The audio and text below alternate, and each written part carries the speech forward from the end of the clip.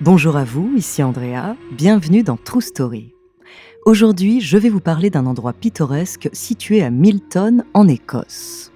Au-delà de sa beauté dans la luxuriante campagne écossaise, ce lieu recèle un mystère totalement inexpliqué. Depuis les années 50, des dizaines de chiens ont sauté de ce pont, toujours au même endroit et sans raison apparente, comme magnétiquement appelé par le vide. Son nom, le pont d'Overtoun. Surnommé également le pont des chiens suicidaires.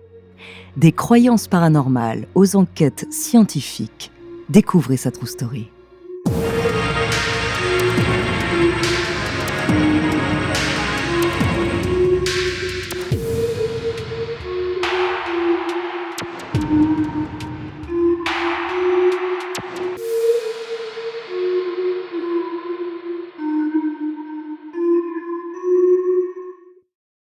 Mais avant de commencer à vous raconter cette histoire extraordinaire, laissez-moi vous présenter notre partenaire.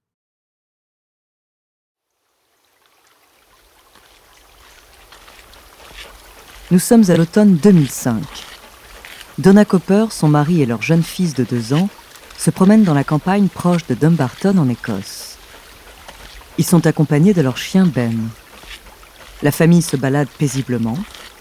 Quand arrivé sur le pont d'Overtoun, édifice de granit centenaire, le chien Ben saute de manière totalement inattendue par-dessus un parapet et tombe violemment sur les rochers en contrebas.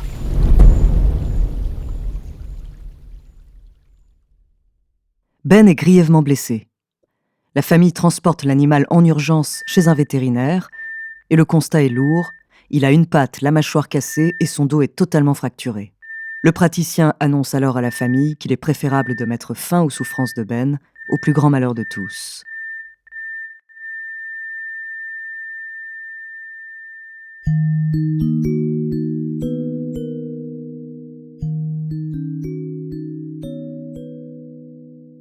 Le sort de Ben est loin d'être unique. Quelques semaines avant, c'est Kenneth Michael qui a vu avec horreur son Golden Retriever, Hendrix, sauter du même pont au même endroit. Une chance, il a atterri sur une bande de mousse qui a interrompu sa chute. Sur les 70 dernières années, ce sont au moins 50 chiens qui ont sauté, mais certaines sources en dénombrent jusqu'à 600. À part Hendrix, aucun n'en est sorti vivant. Tous les décès se sont produits pratiquement au même endroit, entre les 2 derniers parapets du côté droit du pont, et presque tous se sont produits par temps clair et ensoleillé. En outre, les chiens qui ont péri sont tous de race au nez long et à l'odorat fin, comme les labradors, les collets ou encore les retrievers.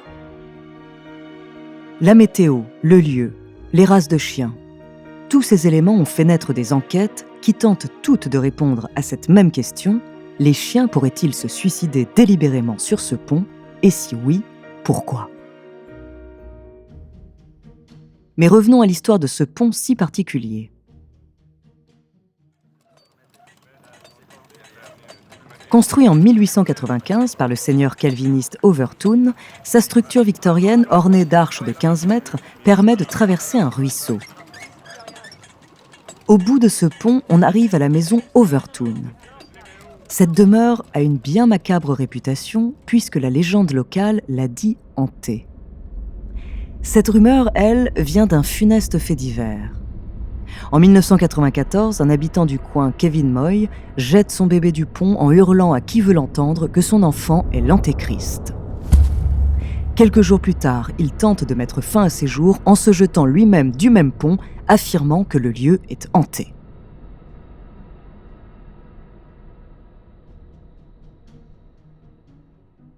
Une foule de spécialistes converge alors sur cette ville de l'ouest de l'Écosse pour enquêter et résoudre le mystère. La première piste que l'on souhaite lever est celle d'une force surnaturelle qui émanerait du pont. C'est une voyante, Marie Armour, qui décide de promener son labrador le long du pont pour évaluer la théorie des forces externes. Mais après son expérience, elle ne rapporte aucune sensation inhabituelle. Selon elle, les animaux sont hypersensibles au monde spirituel, mais elle n'a jamais ressenti aucune énergie négative. Plus précisément, la voyante dit avoir éprouvé un sentiment de calme pur et de sérénité sur le pont et admet que son chien l'a tout de même tiré vers le côté droit de la structure.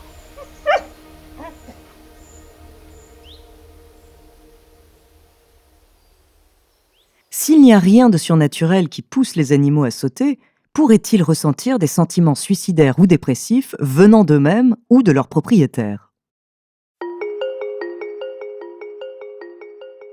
Kendall Shepard, un spécialiste du comportement vétérinaire, affirme que les chiens peuvent en effet souffrir de psychose, d'apathie ou de dépression.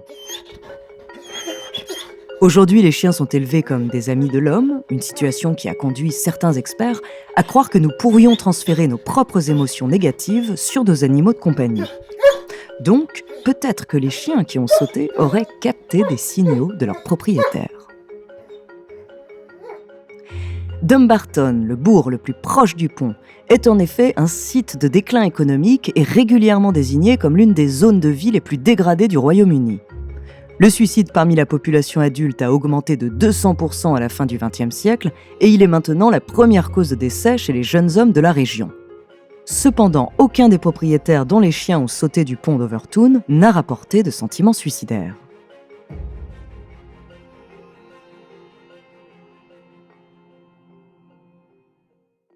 Mais alors, si les chiens ne se sont pas suicidés, quel mystère plane sur ce pont ? Dans une dernière tentative pour résoudre l'énigme, le psychologue canin Dr David Sands a été envoyé à Dumbarton pour recréer la balade sur le pont avec le seul chien connu pour avoir survécu à la chute afin d'étudier sa réaction. C'est Hendrix, le Golden Retriever, dont la chute avait été freinée par la mousse. De retour sur le pont, le chien le traverse avec bonheur jusqu'à ce que, vers la fin, à droite, il se crispe soudainement. C'est un vieil animal de 19 ans, et en raison de son âge avancé, Hendrix n'a pas la force de sauter, mais quelque chose a clairement attiré son attention. Le Dr Sands décide alors d'examiner les 3 sens du chien: la vue, l'ouïe et l'odorat. La vue est rapidement éliminée, car du point de vue d'un chien, la seule chose visible sur le pont est le granit ininterrompu. Pour déterminer si le bruit ou l'odeur sont les responsables de cet attrait particulier des chiens pour ce lieu précis, on fait alors appel à des spécialistes d'une entreprise d'acoustique de Glasgow. Ils interrogent alors les habitants du coin. Certains soupçonnent la base nucléaire voisine de Faslane d'émettre un son audible uniquement par les chiens. D'autres évoquent la possibilité que des sons proviennent des pylônes téléphoniques ou de la structure du pont lui-même. Cependant, après avoir surveillé les niveaux sonores de l'autre côté du pont, les experts en acoustique ne trouvent rien de spécifique qui pourrait expliquer l'attrait des chiens. Dernière piste possible, l'odeur. Les experts mettent un appât dans le sous-bois sous le pont. Piste très intéressante car rapidement ils découvrent que des souris, des écureuils et des visons résident là, dans les canons incrustés de la structure. Afin d'identifier quelle espèce pourrait attirer les chiens, leurs 3 odeurs sont réparties dans un champ à proximité. On lâche alors 10 chiens, des labradors, des collets et des retrievers pour voir ce qui attire leur attention. Les découvertes sont remarquables. Sur les 10 chiens testés, seulement 2 ne montrent aucun intérêt pour les odeurs, tandis que tous les autres s'orientent vers l'odeur du vison. Un vison pourrait-il être la cause de la mort de tous ces chiens ? Les puissantes glandes anales du vison laissent des marques un peu partout où elles vont, et la forte odeur de moisie qu'elles émettent s'avère irrésistible pour les chiens. Cela expliquerait aussi pourquoi les décès sont tous survenus par temps ensoleillé et sec, relativement rares sur la côte ouest de l'Écosse, fréquemment humide, lorsque l'odeur du vison n'a pas été diluée par tant de pluie.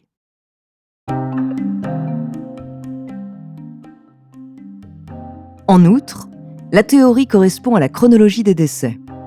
Les visons isolés ont été introduits en Écosse dans les années 20, mais ont commencé à se reproduire en grand nombre dans les années 50. Ce qui est le moment où les morts mystérieuses de chiens ont commencé à se produire. Un point demeure inexpliqué cependant. Il y a 26 000 visons en Écosse. Pourquoi les chiens sont-ils attirés par cet animal seulement sur ce pont ? Et pourquoi tous les décès se sont-ils produits autour des 2 derniers parapets du côté droit ? Il reste encore des réponses à apporter avant d'oser promener votre chien sur ces remparts.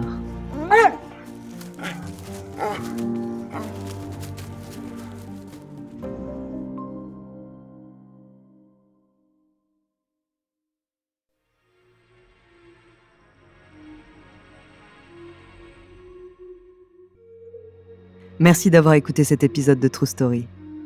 La semaine prochaine, je vous parlerai d'un des pires gourous de l'histoire américaine. Et en attendant, n'hésitez pas à nous faire part d'histoires que vous aimeriez entendre sur votre plateforme d'écoute préférée ou alors via la page Instagram ou Twitter de Bababam. Nous nous ferons un plaisir de les découvrir.